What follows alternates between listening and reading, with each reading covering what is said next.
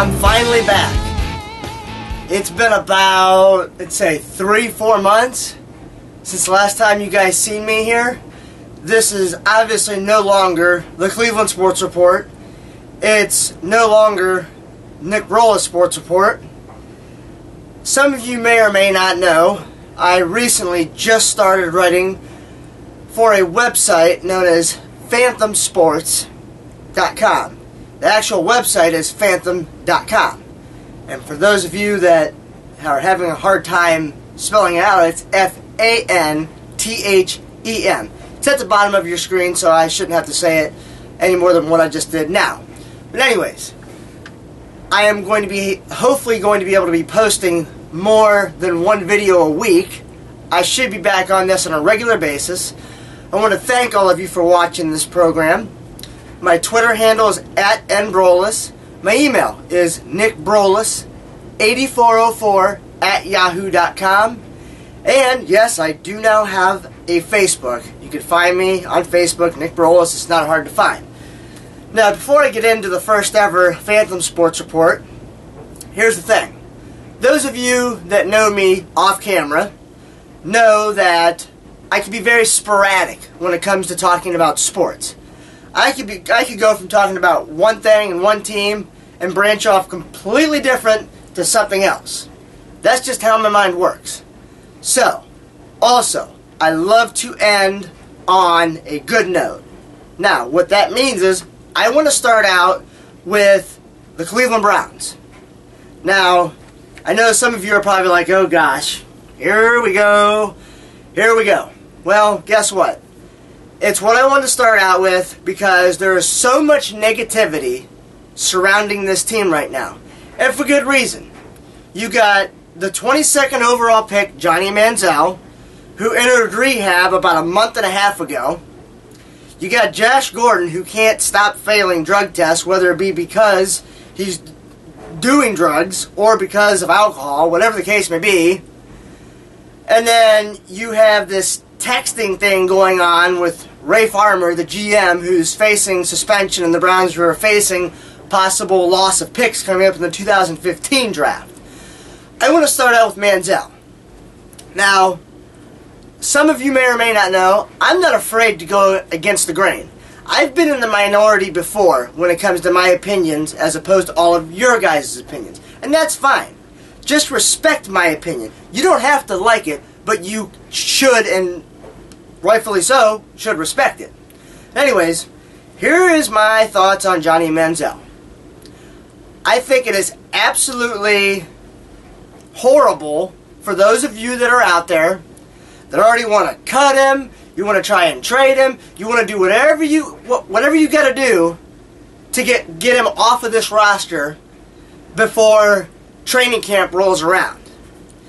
Here is my problem with all of you that are thinking that way. And I wrote about this on a recent article on fanthem.com. Here's my problem.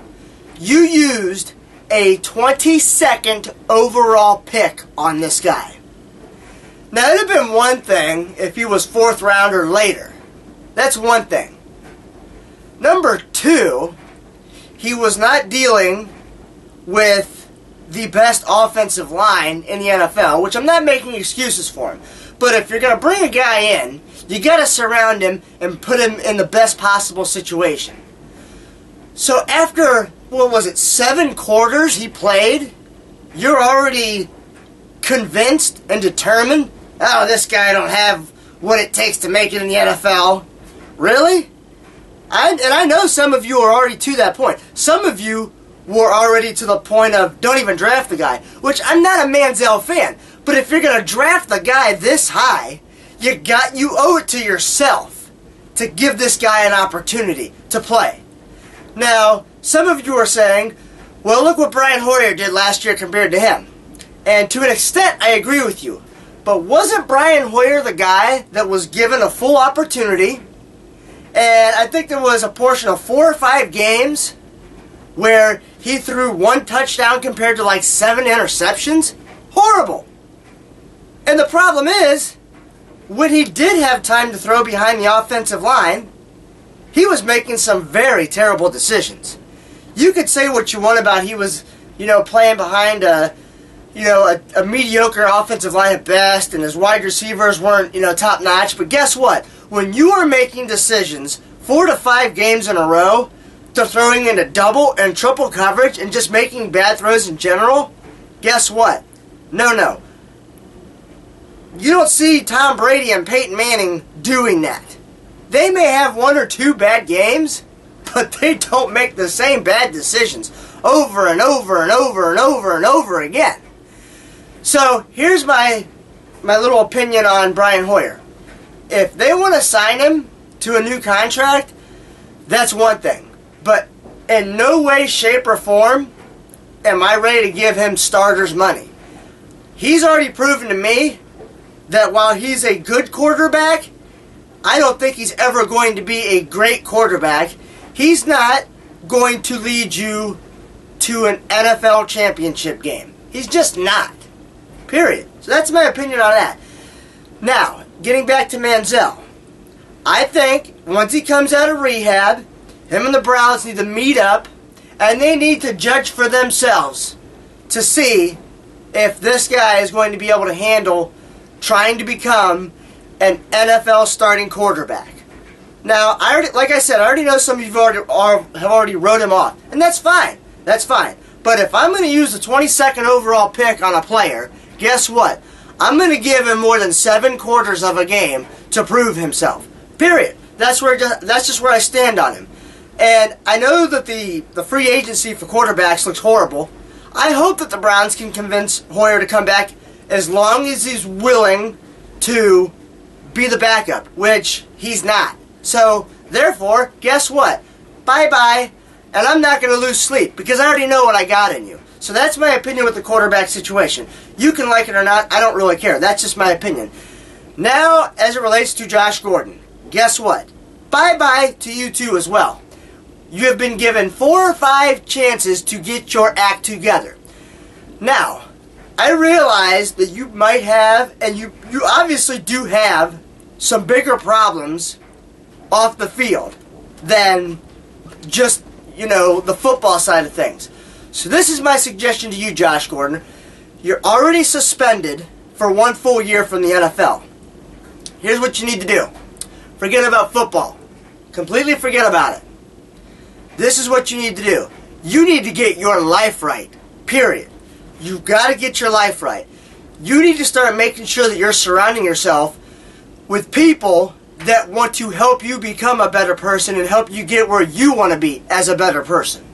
You need to make sure you can get your life right. You need to get your head right. You need to look at yourself in the mirror and say, look, I need to stop making some boneheaded decisions. And you need to start making and taking responsibility for the actions that you have taken in the past that have put yourself in the situation that you are in. As for the Browns, bye. If you go somewhere else and blossom with another team, I can deal with it now. Last year, I was having a tough time with thinking about the fact of, well, if the Browns cut him and he goes somewhere else and he becomes this, superstar athlete that all of a sudden he gets his act together and he comes back and burns us, I don't want that to happen. Now, I'm at the point to where you got so many chances. None of us, if we have done what you have did, we wouldn't have gotten this many chances. Our employer would have been like, bye-bye, you're expendable. Well, guess what? I am completely done with you, Josh Gordon. I don't care if you do get your life right, because I can't count on the fact that you can make it a full calendar year, let alone a full football calendar year, without making another stupid decision to the point to where I cannot use you on the football field. So, that's where I stand at with the Browns. Now, moving on to the Indians. I believe it was today that the Indians pitchers and catchers reported to spring training in Goodyear, Arizona. Thank God. I say that for more than one reason. Number one, baseball's getting closer to being back. Number two, I'm going to say this right now. I really do think the Indians are going to make the playoffs this year. I know that our offense is very questionable, but I have high confidence that the Indians' pitching staff as a whole, starters and bullpen, both bringing into the picture, that they are going to be able to do enough to get this team into the playoffs. I think that Corey Kluber will be just fine, and I think that the bullpen is going to be great again this year. I'm a little iffy on Cody Allen being a closer, but he did a good job last year. Maybe he can really solidify it this year. The one thing that I am absolutely positively worried about is obviously the offense. I have told many people off camera, I'm very worried about Michael Bourne. When he gets on base, can he steal bases? My friend Jess just told me, and I was unaware of this is why I'm bringing this up to you right now, he ranked second or third in bases stolen in the AL last year. I'm going to believe her because she knows baseball better than what I do. So Jess, I'm trusting in you. Now, can Jason Kipnis have a bounce back year? I'm fully confident that he will. I read a report yesterday, or the day before, from Terry Pluto that said that he's lost some weight, he's more lean, and he's ready to go. So, kudos to you, Jason Kipnis, on whatever you did during the offseason.